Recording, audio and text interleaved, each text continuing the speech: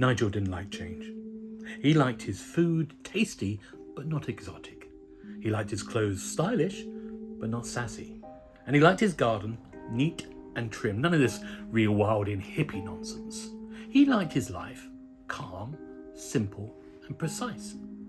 Unlike his new noisy neighbours, who were polar opposites. They were noisy, they were brash, they were coming in at all hours, and the police seemed to be around all the time with some drama. And of course, there was a matter of their fame. Only last week, when Nigel was bleaching the drains outside, he noticed a pair of photographers snapping away, ruining his prized geraniums. And he was about to have a word, when suddenly they got an invite to a dinner party next door the very next evening.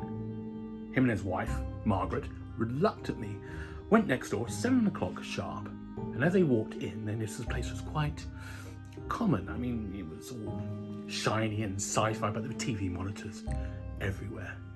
And the dinner was okay, but a bit overcooked, thought Nigel, and conversation was fine, but a bit tight-lipped.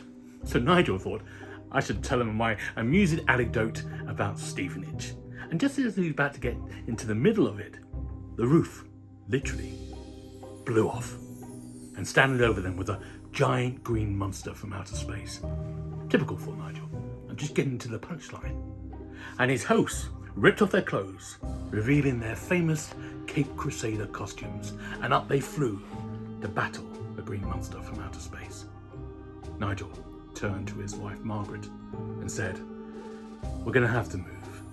This neighbourhood has gone downhill."